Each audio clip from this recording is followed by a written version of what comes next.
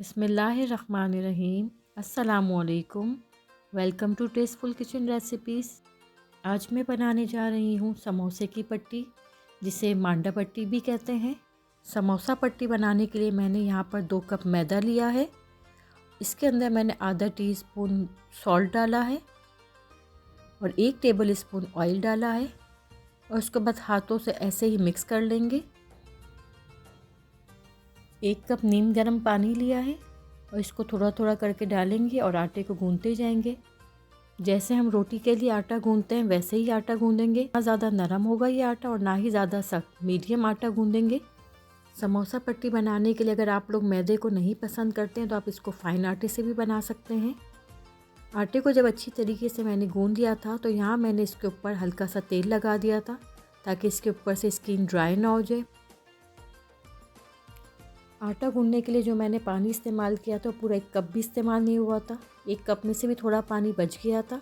आप अपने हिसाब से देख लीजिएगा। आटे को मैंने ढककर 20 मिनट के लिए रख दिया था।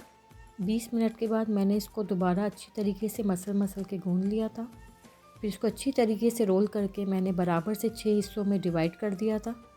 समोसा पट्टी बनाने के लिए मैंने 2 कप मैदे का इस्तेमाल किया है। आप अपने हिसाब से 4 कप 6 कप जितनी भी आपको ज़रूरत हो समोसा पट्टी बनाने की आप अपने हिसाब से आटा गूंद लीजिए। इसके बाद मैंने सब आटे के पेड़े बना लिए थे। कोशिश करें कि सब पेड़े एक ही साइज़ के बने ताकि रोटी बेलते वक्त हमें आसानी हो, क्योंकि हमें सब रोटियां एक ही साइज़ की चाहिए। यहाँ मेरे सारे पेड़े तैयार हो गए थे। फिर मैंने इसको ढककर एक तरफ रख दिया था। फिर एक पेड़ा उठा के मैंने इसके ऊपर मैदा लगाया था। मैदा लगाने के बाद मैंने इसको बेला था जैसे हम नॉर्मल रोटी को बेलते हैं। अभी हम रोटी को छोटे साइज़ की बेलेंगे। इसी तरीके से हम सारी रोटियों को बेलेंगे जैसे कि वीडियो में नज़र आ रही है। अभी हम रोटी का बस यही साइज़ रखेंगे। इसी साइज़ की रोटी बेल के हम एक तरफ रखते जाएंगे और बाकी सारी रोटियों को भी इसी तरीके से बेल लेंगे।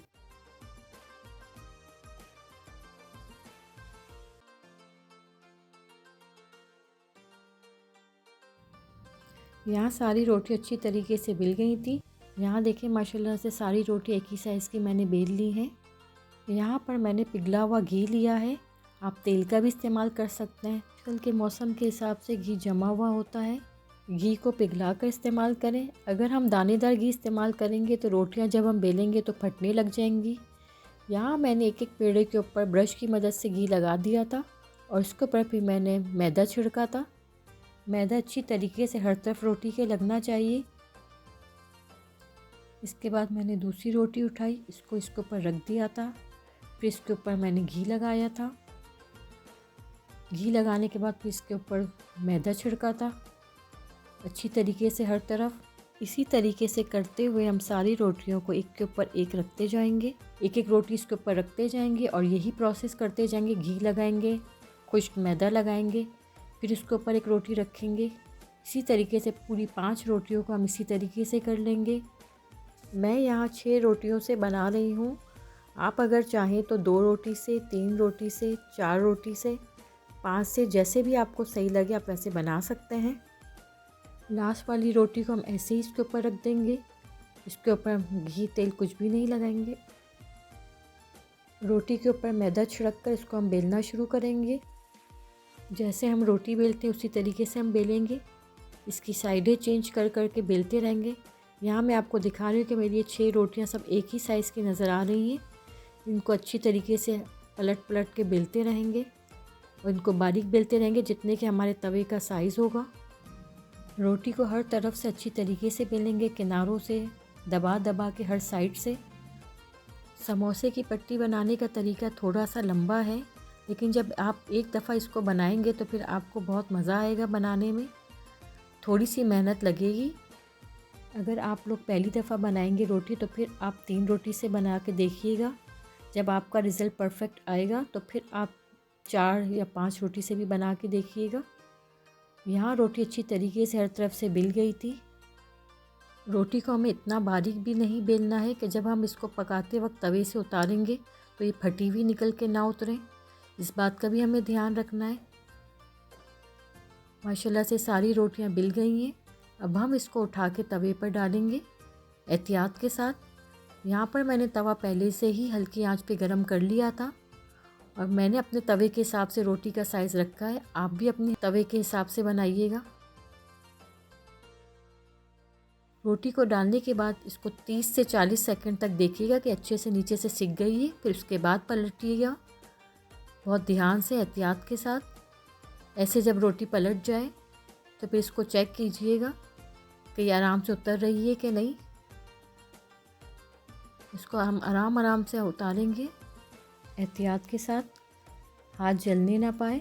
अगर आपके हाथ जल रहे हो तो फिर आप ठंडा पानी हाथों पे लगा लीजिएगा और एक एक करके रोटी उतार के हम सादे कपड़े पर रखते जाएंगे।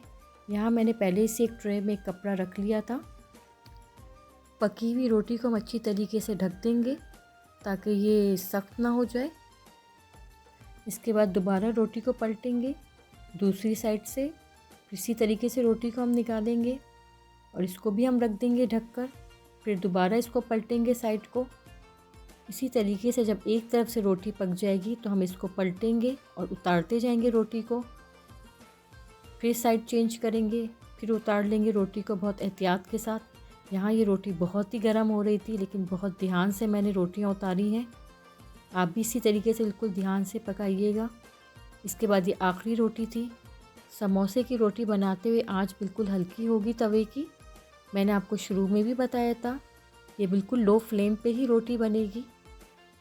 माशाल्लाह से सारी रोटियां कितनी अच्छी तैयार हुई हैं, कोई भी रोटी ख़राब नहीं बनी है।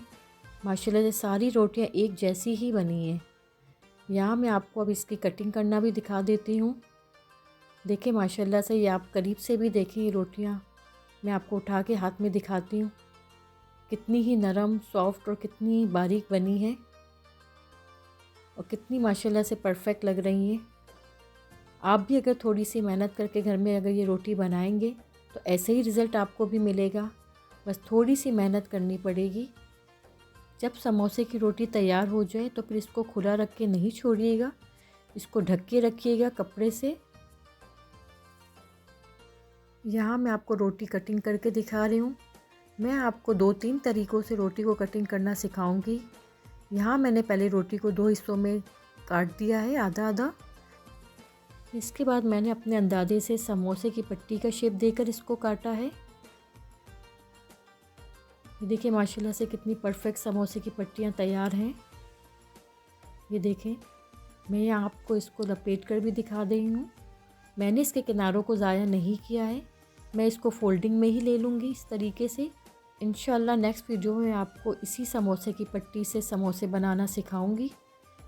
इसके बाद जो एक हिस्सा बचा था उसके हम इस तरीके से रोल बना लेंगे। इसके भी मैं किनारे ज़ाया नहीं करूँगी, इसको भी इसी तरीके से फोल्डिंग कर लूँगी। आप इसके रोल पट्टी भी बना सकते हैं और समोसे की पट्टी, लेकिन यहाँ इस वक्त मैं सारे समोसे की पट्टी बनाऊँगी। लेकिन मैंने आपको एक तरीका बता दिया कि आधी पट्टी से आप रोल पट्टी बना लेंगे और आधी पट्टी से आप समोसे की पट्टी। और आखिर के जो ये किनारे बचे हैं इसको हम ज़ाया बिल्कुल भी नहीं करेंगे, इसके हम छोटे समोसे बना लेंगे। और अगर हम छोटे समोसे नहीं बनाएंगे तो इसको भी मैं आपको बनाना सिखाऊंगी। साइड की बची हुई पट्टियों से दूसरी डिशेस कैसे बन सकती है मैं आपको दूसरी वीडियोस में बनाना सिखाऊंगी इंशाल्लाह। यहाँ मैंने दोबारा आटा गूंदा था और इसकी रोटियाँ बनाई थी ताकि मैं आप लोगों को दूसरा समोसा पट्टी बनाने का तरीका भी बता सकूं। यहाँ पर भी मैंने 6 रोटियाँ ली थी। उसके बाद मैंने इसके किनारे काटे थे थोड़े थोड़े से। समोसा पट्टी को बराबर से 2 साइड से कटिंग किया था। इस तरीके से हमारे पास 3 लाइनें तैयार हो गई थी। और ये जो साइड में से पट्टी बचती है इसको भी हम आराम से समोसा शेप दे सकते हैं, इसको हम ज़ाया बिल्कुल भी नहीं करेंगे। इसके भी बहुत अच्छे से समोसे तैयार हो जाते हैं। और एक तरीका ये है कि मैंने 2 रोटी से ये आपको एक और तरीका बनाना सिखा देती हूँ। इसी तरीके से हम समोसे की पट्टी निकाल लेंगे और एक साइड से रोल शीट के लिए हम किनारे कट कर लेंगे और स्क्वायर शेप देकर और इस तरीके से फोल्डिंग करके रोल शीट तैयार कर लेंगे। अगर आपको इसी पट्टी से रोल बनाने हैं तो ये मेथड आप यूज़ कर लीजिएगा। और इसके बाद मैंने यहाँ फोल्डिंग के लिए मेरे पास जिप लॉक बैग अवेलेबल नहीं थे तो मेरे पास ये क्लिंग फ्लेम थी। मैंने इसके अंदर अच्छी तरीके से समोसे पट्टियों को लपेट के रख दिया था। हम इन समोसा पट्टियों को 1 महीने तक इस्तेमाल कर सकते हैं फ्रीज़र में रख के। और जब हमें समोसा पट्टी बनाने की ज़रूरत पेश आएगी तो हम इसको फ्रीज़र में से 1 घंटा पहले निकाल लेंगे और फिर उसके बाद यूज़ करेंगे रूम टेम्परेचर पे लाकर। और ये बिल्कुल भी ख़राब नहीं होती हैं। इस तरीके से लपेटने के बाद आप इसको एयर टाइट बॉक्स में करके रखिएगा। अगर आपको मेरी वीडियो पसंद आ रही है तो आप मेरी वीडियोस को लाइक कीजिएगा, चैनल को सब्सक्राइब कीजिएगा। मिलते हैं नेक्स्ट वीडियो में इंशाअल्लाह। अल्लाह हाफ़िज़।